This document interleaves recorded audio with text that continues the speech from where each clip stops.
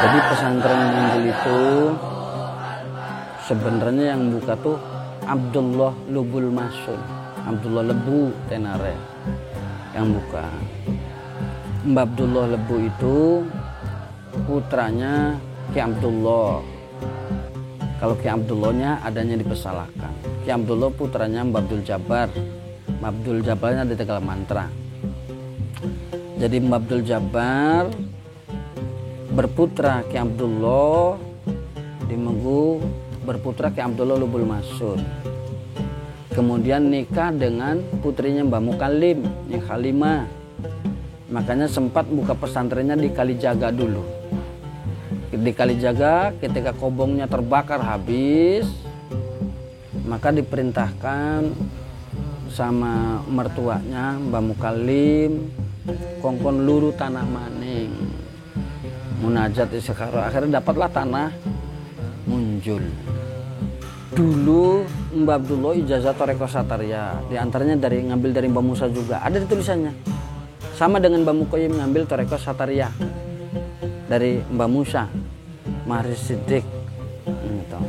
Nah ini kitab-kitab ini, ya mohon maaf tidak semuanya bisa dibuka karena berkaitan dengan wasiat, jadi sebagian saja yang bisa dibuka.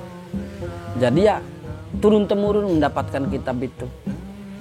Kalau kesana-kesananya saya dapat cerita, tidak dapat cerita, cuma dapat ceritanya begitu. Kata abah saya ketika mengasihkan kitab saya ke sini, ini jaga buku kitab-kitab ini, buku-buku ini. Ini adatnya begitu. Dulu saya nerima buku ini dari abah.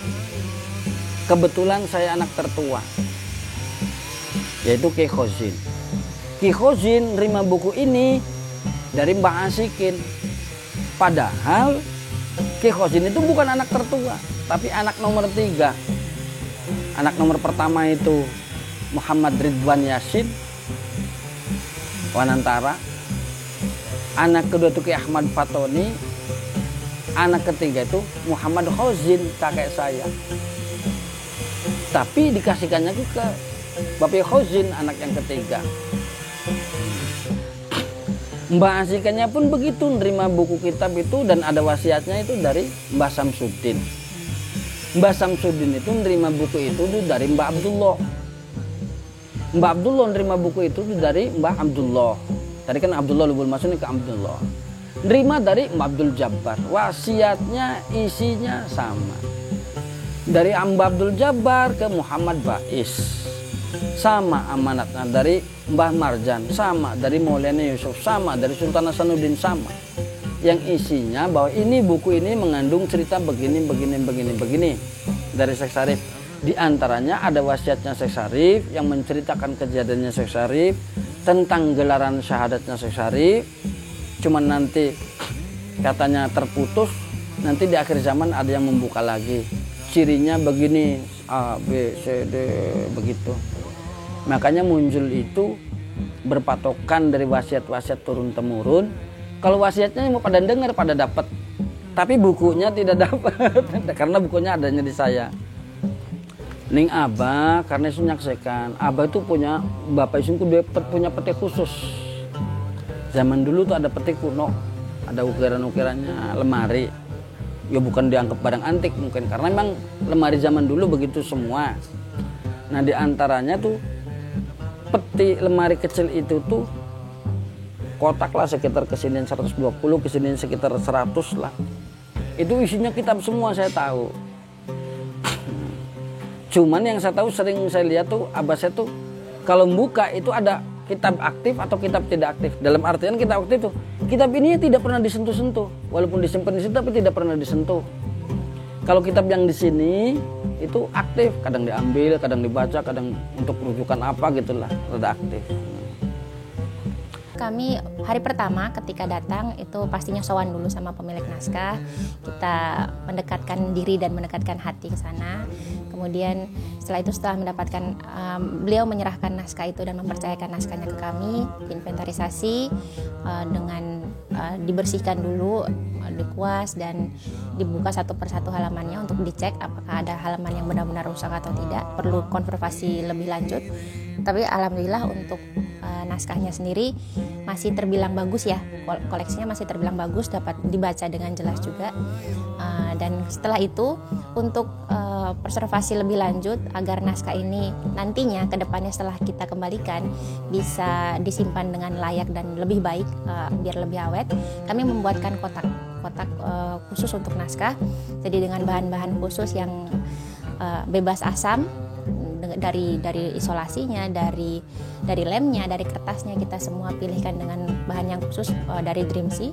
Dan kemudian kotak-kotak itu satu persatu naskah dimasukkan ke dalam kotak, baru kemudian kami urutkan untuk digitalisasi. Nah, dari digitalisasi di hari ke-3 dan sampai ke hari ke-8 itu kami mendigitalkan.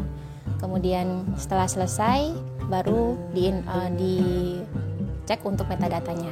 Jadi diukur halamannya, kertasnya, ukurannya berapa. Abad yang tertua tuh ada ya, setengahnya tidak bisa dibuka lah, ngeraket. Ada pernah saya nekat buka tuh hancur. Abadnya nggak ngerti, saya cuman yang inget tuh berarti sekitar berapa ya? Sekitar antara 1200 Hijriyah.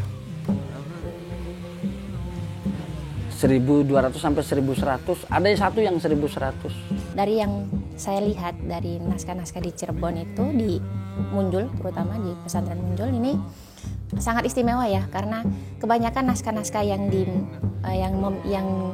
dimiliki itu berbahan dasar kertas Eropa, dan kertas Eropanya bukan kertas Eropa sembarangan. Kertas Eropanya bercap, memiliki watermark, yang watermarknya itu tidak dipisah, jadi hanya satu halaman satu watermark. Jadi itu menandakan bahwa betapa naskah-naskah ini dulunya adalah naskah-naskah yang istimewa, naskah-naskah yang mahal seperti itu.